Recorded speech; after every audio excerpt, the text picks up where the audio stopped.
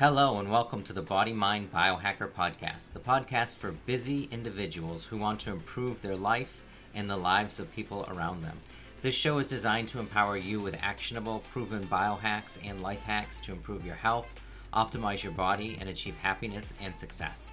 Hi, I'm Ryan Kimball, a certified Ketogenic Fasting Health Coach and Life Coach. I'm your host. In this podcast, we will interview experts and people at the top of their game, as well as share insights that I've gathered over the years. Thank you for being with me today. Let's get right into it.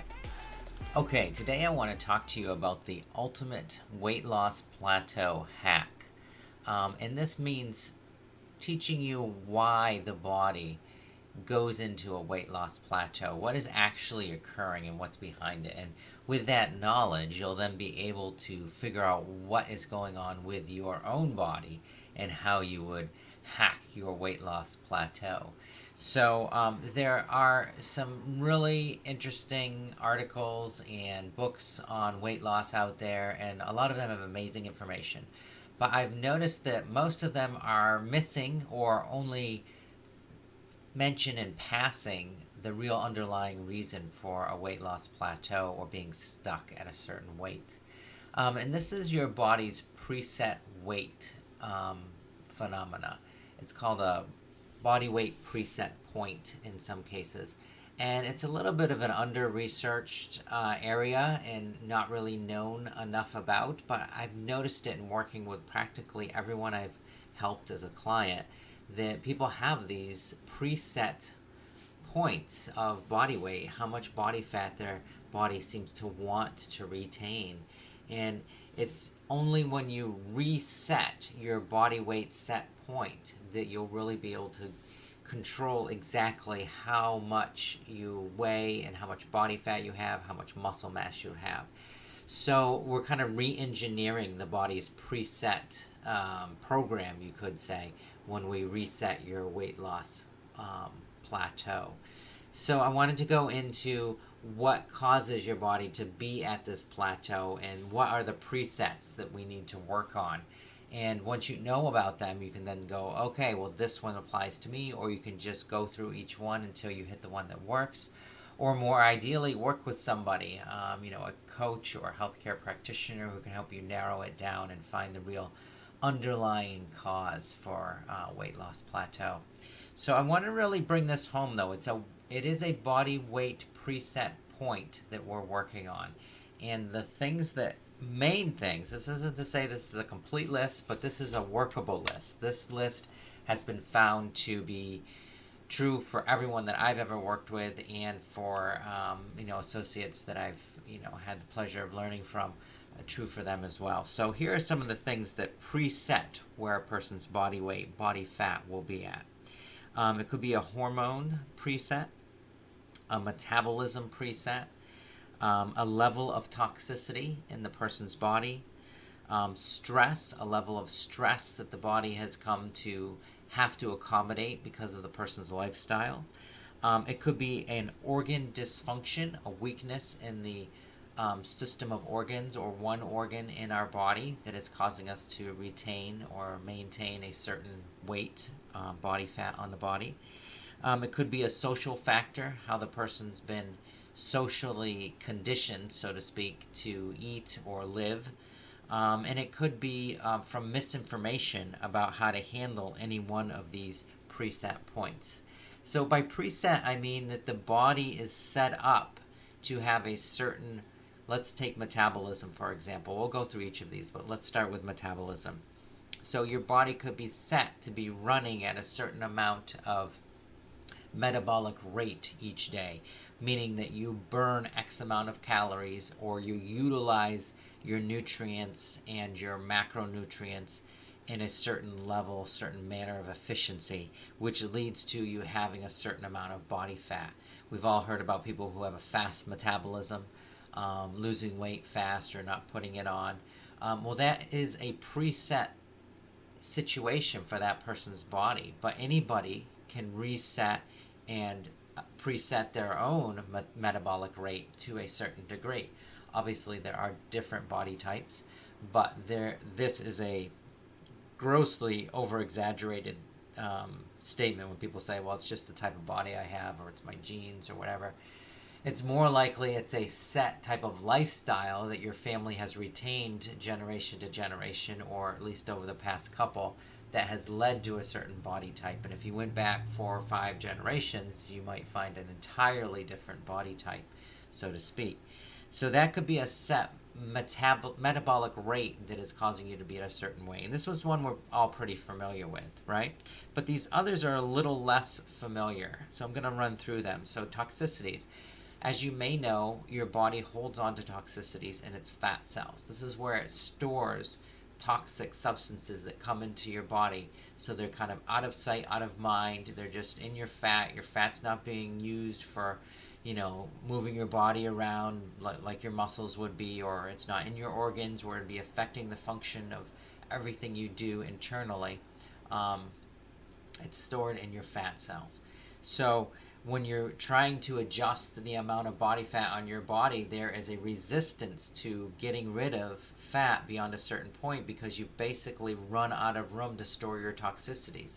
A very overweight person is sometimes also a very toxic person in their fat cells, and when they start to lose that body fat, they can experience these toxicities running out of their body or moving to organs where they cause serious complications. So the idea is, if you want to lose weight and you've hit a stall point, you may have a preset level of toxicity in your body that needs to be lessened. Your toxic load needs to be lessened.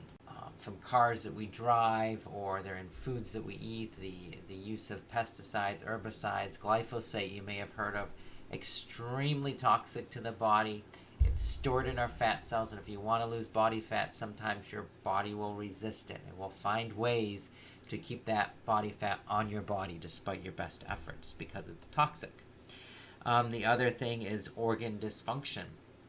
Kind of goes right along with this. Sometimes we hit a toxicity level where it can't even be maintained in our body fat, so it starts to affect our organs, and they start to have trouble functioning. Or it could just be you're eating something that your body's having an allergic reaction to. You start to have different situations in your body with your digestion, or maybe your liver gets too toxic, it can't handle the things you're dealing with, or it's experiencing an allergic reaction to wheat, or whatever it might be.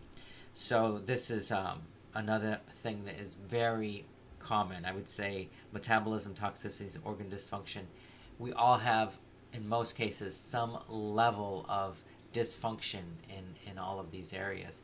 But when they get to be to a certain level, then your body will not be able to lose weight, because the organs can't function in a way that allows your body to detoxify and lose body fat, or to have a metabolic rate that allows you to lose body fat. It becomes so inefficient that it's too much energy to lose body fat. It has to just struggle to survive on a day-to-day basis to keep those organs functioning, because there's dysfunction in there, meaning maybe some beginning stages of disease is occurring in one of your organs, or they've become so weakened by lack of nutrients or other factors that they're not able to function at the rate they should be able to. And then the other thing, which I find to be super common, as well as hormonal presets. So we all have a way in which our hormones are interacting and running our body. So they have different levels that they set at, and these tell the body how much, for example, food to eat, how much nutrients to take in. So if you're a 300-pound person, your hormones that tell you when you're hungry and when you're not hungry will be set at the level to make you maintain 300 pounds of body weight. So it can be very hard to maintain a lower body weight, because your body is set to get hungry all the time, so that it maintains that 300 pounds. So you have to actually unset and then reset your hormone levels, and this can be done with diet and with different hacks, and I will give you some amazing hacks at the end here so that you can use them to start adjusting things. So the two hormones that affect your hunger, the hunger hormone is called Ghrelin, and the lowering of appetite hormone is called leptin, and these interact very closely with hormones like insulin and cortisol. So there's this harmonious level that has to be there. And if your hormones are set to make you have a certain level of body fat and body weight, it's practically impossible without resetting that hormonal interconnection, that hormonal balance. It's practically impossible to lose weight permanently and healthily without doing that. Again, it's not hard to reset and preset things to a better, leaner body type, but it does take very specific actions. It doesn't happen by accident or because you'd like it to happen or because somebody says you should lose weight. It just doesn't automatically occur. You have to do specific things. There is a right way that works to approach these things, and I find that most people are suffering from misinformation about how to reset your hormones or how to change your metabolism. They're told, well, eat less, exercise more, and that'll make your metabolism higher. Or have a huge breakfast every day, and that'll make sure you start out the day with a lot of protein, and you'll, have a faster metabolism throughout the day. Some of these things have some truth in them, and sometimes they work for some people, but they're not necessarily the exactly correct information, or they might not be the correct tool for you to use. So that's why it is important to educate yourself about how your body works, and also to work with someone who really knows how to do this and has gotten results, proven results over and over again. So, the last thing I would say as far as things that preset a person to be at a certain body weight is the social factor, the social conditioning affects all of these things. If you are always told that you need to eat a certain number of meals a day, or that it's not polite to leave your plate with any food on it, or the type of food you eat should be very high protein and lots of meat and potato type meals. For some people that might work, and then we get the idea that, it works for him, why wouldn't it work for me?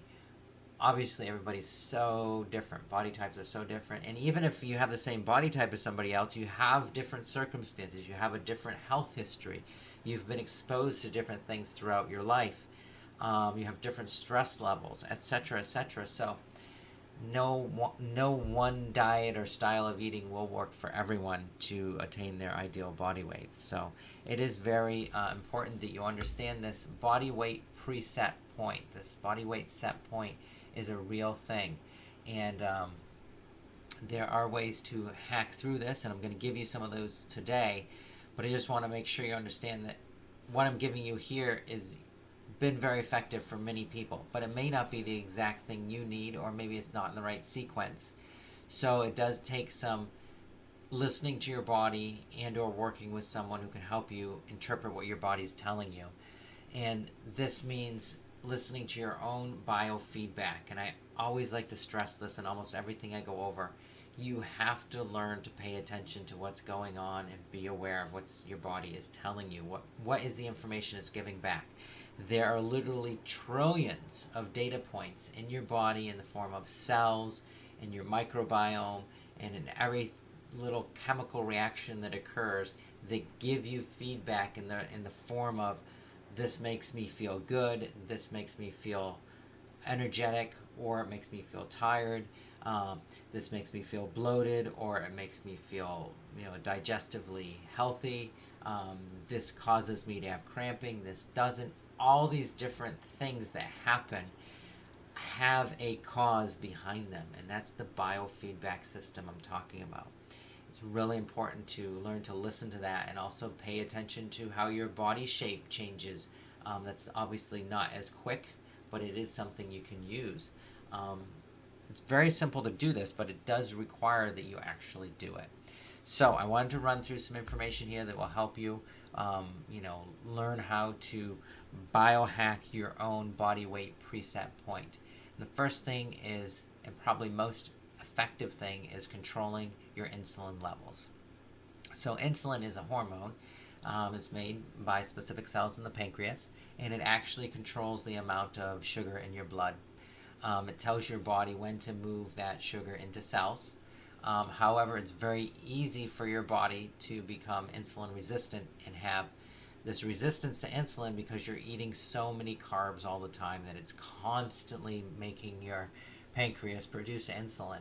And when that happens, your body starts to resist insulin and resist the operations that insulin tells your body to do, because too much insulin in your blood is also toxic, just like glucose. So you actually, it's an inverse ratio. The lower your insulin, the more sensitive your body tends to become to insulin, and therefore the more responsive, right? So as soon as your insulin starts being too high for too long, you start storing extra body fat, and it becomes this situation where you're constantly stimulating your pancreas, and it just keeps trying to produce more and more insulin. Your body can't use it, so the pancreas thinks because your body's not using the insulin, it needs to produce more, so it keeps producing more, and you get this toxic load of insulin, and that leads to an inability to lose weight and actually becoming nutrient deficient, because insulin also tells your body when and what nutrients to absorb in many cases. Certain vitamins and minerals will not be utilized as effectively when your insulin is high. So the first hack is really simple. It is simply to lower your carbohydrate load, your carbohydrate intake on a daily basis. It really is that simple. It sometimes takes some discipline, but I'm not even talking about going super low or becoming completely keto. If you just lowered it by 20 grams a day, that would do wonders. It would start you on the correct path, right? And eventually you could get into a ketogenic lifestyle, which is ideal for teaching your body to be able to burn fat for fuel, which is the best type of fuel to burn in order to lose weight, of course. So, but in conjunction, this is kind of a double hack. So while you're lowering your carbohydrate load by at least 20 grams a day, assuming you're fairly high carb, if you can get down to around 50 grams of carbs a day from a high carb diet, you're doing really well. But in conjunction with that, start practicing fasting. Specifically, start with intermittent fasting, and most people have heard of this by now. It is simply a method of eating and changing your schedule. So most people start with a simple skipping of breakfast and pushing breakfast a little later in the day and not eating for about 16 hours, and then having an 8-hour window during which they do eat. And when you hit that 16 hours not eating, 8-hour window where you have your 2 or 3 meals, that is called intermittent fasting, and it changes things metabolically in your body, starts to balance your hormones, starts to reset your hormones towards a thinner, leaner version of you, basically. And it also helps lower your insulin, and when your insulin gets lower, it helps with this hunger appetite reset as well, so you're less hungry. It's kind of counterintuitive because you're fasting, you're not eating for a longer period of time, but this actually helps reset your hunger levels when it's done consistently over a period of time. So the first hack, being a kind of double hack, would be to start doing a intermittent fasting schedule, having an 8-hour eating window and a 16-hour fasting window, while getting your food down, your carbohydrate load and sugar load down to around 50 grams a day. Of course, if you're already around 50 and you really want to crank things up, then it's just taking things to the next level. Extend your fasting even longer and lower your carbs down even more. You can even go into what's called the OMAD, or 1 meal a day. It's just a 24-hour fast, but somebody cool thought up the word OMAD. So it's generally referred to as OMAD, and this means you have 1 meal a day, and during that 1 meal you eat a lot of calories, but you keep it ketogenic. It's low carb even for just having 1 meal a day, and you'll get the best benefits from it. Now, that said, fasting has a lot of other benefits that just should be mentioned. It helps prevent all sorts of disease processes, and it helps lower inflammation in the body, so you're less likely to become arthritic, and helps prevent a person's cognitive decline as well. And if you really wanted to learn more about fasting, there's a very amazing book written by Dave Asprey, who has written a lot of amazing books, but this one is one of his recent ones, called Fast This Way. and he really delves into how to use fasting in all aspects of your life. So I definitely recommend checking out Fast This Way by Dave Asprey to get the full scoop on how to use fasting in your life. Now, the other thing that you can do is change the way you eat food in as far as its order, which food you eat first, second, and last, and add some other things into your diet. So we have the low carb fasting aspect, and then we also have, let's say you can't go low carb, you're just like not able to confront that at this time. You crave them so bad that you can lower them a little bit, but getting down to 50 grams is just out of out of the question. One simple thing you can do is to change the sequence of the foods that you eat. So what you want to do is you want to start each meal with some sort of green vegetable or vegetable. And you want to have that as the first thing you eat. The first thing you put in your mouth is a green vegetable. This is because of the fiber in it. It actually creates this gelatinous mass in your digestive tract, which slows down the absorption of everything you eat after it. And it helps your body not have a glucose spike and therefore an insulin spike. It helps keep everything even, which tells your body it doesn't have to store fat. As long as your glucose and your sugars don't spike, your body is much less likely to store the food you're eating as fat. So start every meal with a vegetable. Before you put something else in your mouth, it could be just having a cucumber on hand and eating half of that before your meal. Whatever you can make work for you. Or if you can cook a whole vegetable dish and have that at the beginning of the meal, fine, do that. But it's really not hard to start each meal with a green starter. And that will I've seen people who don't change anything else, just change the order of the foods they eat. They start every meal with that green starter, that vegetable, and it's a whole different game for them.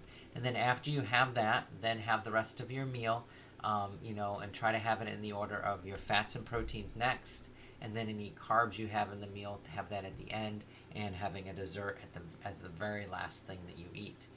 And having all of this within a window of, don't spread it out over hours and hours. Have it within an hour of each other, right?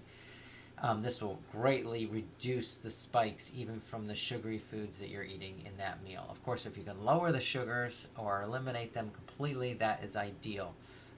But this hack, change the order in which you eat your foods, is really amazing. The other thing is to use apple cider vinegar in your diet. So, within 30 minutes before your meal, or right with the beginning of your meal, have an apple cider vinegar drink, and just have like a tall glass of water, 8 ounces or something, and put a tablespoon or less, it doesn't have to be a full tablespoon, but if you can do a full tablespoon, that's best, of apple cider vinegar, and mix that with the water, drink it or drink some of it, and this actually tells your muscles to soak up glucose and get it out of your bloodstream post-digestion.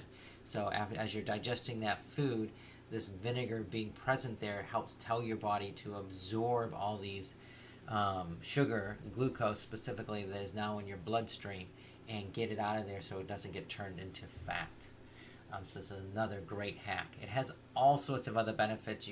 There have been many books actually written on the benefits of vinegar and apple cider vinegar, but doing this simple one will help you with making sure that you don't have these glucose spikes and insulin spikes, right? And then the last hack I just wanted to give you today is to put some clothes on your carbs. And this just means if you're having a snack, don't have just like a piece of bread. Have a piece of bread with some butter and maybe a nut butter on it, or some avocado on top of it.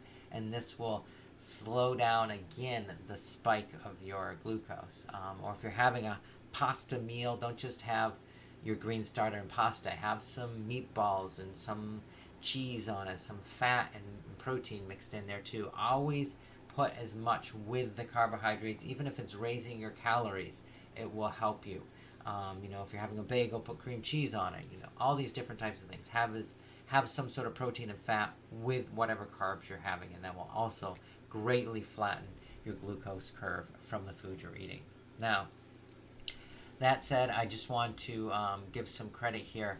Those 3 hacks, although the apple cider vinegar one's pretty generally known, but the order of eating the food and putting clothes on your carbs, these actually come from the author of Glucose Revolution. She has an Instagram called Glucose Goddess, Jessie Inspa, and she has written an amazing book, which I recently had the pleasure of reading. She shares a lot of other hacks about how she kind of biohacked the glucose spike that we experience with the high carb diet that we have these days in this world. So I highly recommend that book, Glucose Revolution, available online, and will give you a lot of amazing information you can use. So the other thing, of course, is to lower your body's toxic load. This is kind of self-explanatory, and you can do that by working with somebody who can get you through a detox. There are plenty of detoxes out there to try. One of the things also is just start eating organic. Your body will start cleaning itself up. If you just lower the amount of toxins you're taking in, your body will be more able to handle toxicities, because the organs in your body, like your kidneys and your liver, are meant to detox your body. But when they're overloaded by a constant inflow, then they have to handle that, and they can't concentrate on the toxicities that are within the body. So just by lowering the toxic foods that you're eating, by eating less processed foods, by getting rid of all oils, soybean, these type of vegetable oils, and by making sure you're as close to 100% organic as you can be, you will allow your body to actually handle the toxicities within it without even doing a detox. Now, that said, definitely eating a ketogenic diet and fasting will also help your body naturally detox. So I'm not going to go over a specific detox program here. Just by getting ketogenic and adding fasting to your diet, you actually enable your body to concentrate on its own detox capacity. So I just wanted to give you those few hacks there, and if you just did those, and if you were already not having a good time with your health, or you've been stuck at a certain body weight, just doing these hacks will definitely help you move in the right direction. So hopefully that's really helpful, and you can use that on a day-to-day basis. If you have any questions or wanted more information about anything I just went over, of course, feel free to reach out to me. Thank you for listening to this podcast episode. As a biohacker and health coach, I am always interested in helping others improve their lives. This is my passion. This is what I do. I help others. So I'd like to extend this offer to you. Send me any question about your health or your life, and I will send you back a sincere answer with an actionable strategy that you can apply.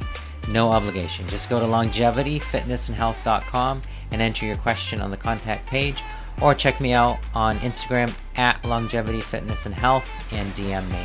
I've enjoyed bringing you this podcast episode today. Thanks, and have a great day.